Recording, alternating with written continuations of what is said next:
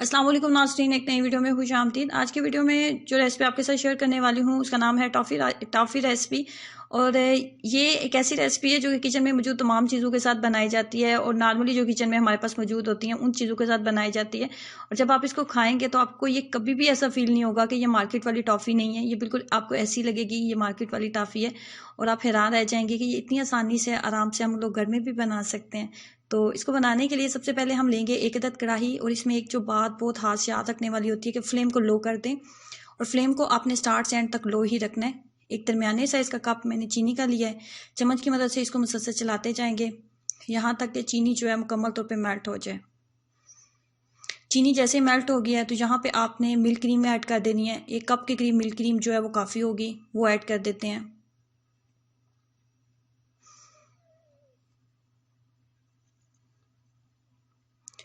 Milk cream add करने के बाद आपने क्या करना है, चम्मच की मदद से मुसलसल इसको चलाते जाएंगे कि ये एक बिल्कुल स्मूथ पेस्ट की शक्ल में हमारे पास आ जाए। फ्लेम को आपने हाई या मीडियम नहीं करना, इसको एक ही आपने टेम्परेचर पे रखना है। लो फ्लेम के ऊपर आपने इसको पकाते जाना है। ये जब अगेन इस तरीके से स्मूथ पेस्ट में आ गया तो अब आपने हाफ कप के करीब इसके अंदर चीनी मजीद ऐड कर दें। हाफ कप चीनी ऐड करने के बाद चम्मच की मदद से आपने मुसलसल इसको चलाते जाना है यहाँ तक कि ये बिल्कुल इसका जो दाना है वो बिल्कुल ख़त्म हो जाना चाहिए। इसके अंदर दाना बिल्कुल नहीं रहना चाहिए और इसको दोबारा से बिल्कुल एक स्मूथ पेस्ट की शक्ल में बन जाना चाहिए।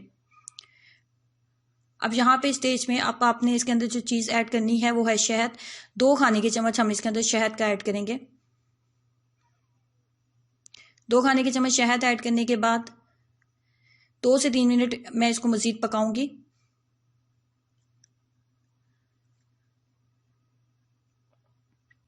2 से 3 मिनट जब मैंने इसको मज़ीद पका रही है तो फिर हम लेंगे एक अदद बाउल और इसके अंदर डालेंगे पानी और इसके अंदर ये थोड़े से 1 से 2 ड्रॉप्स इसके डालूंगी पानी के अंदर और चेक करेंगे कि ये बन गया। अगर आपका भी बिल्कुल जैसे कि वीडियो में आपको नज़र आ रहा है ये इस तरीके से सॉलिड फॉर्म में आ जाता है तो इसका मतलब होता है कि आपकी जो कैंडी है वो बिल्कुल रेडी हो चुकी है। या ये बिल्कुल इसकी फाइनल स्टेज है, ये बिल्कुल रेडी हो चुकी है इस तरीके से। अब आपने क्या करना है, यहाँ पे स्टेज पे अब आपने सबसे लास्ट पे इसके अंदर ऐड करना होता है बटर। मेरे पास घर का ताज़ा बटर मौजूद था तो मैंने वो ऐड किया है।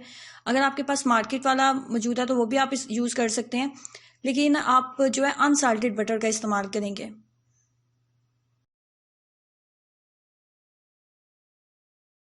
फ्लेम को जब आपने बिल्कुल बंद कर दिया तो उसके बाद आपने इसके अंदर ऐड करना होता है वनीला एसेंस। 2 से 3 ड्रॉप्स वनीला एसेंस के काफ़ी हैं, बस वो डाल दें।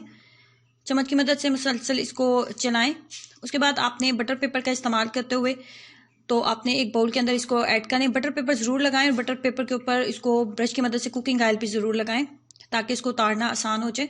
उसके बाद 2 से 3 घंटे के लिए इसको आप फ्रिज में रख दें और उसके बाद जो है इसको निकाल लेंगे। निकालने के बाद आपने इसके छोटे छोटे पीसेस बना लें। अपनी चॉइस के अकॉर्डिंग जिस तरह आपको पसंद हो आप इसको बना लें।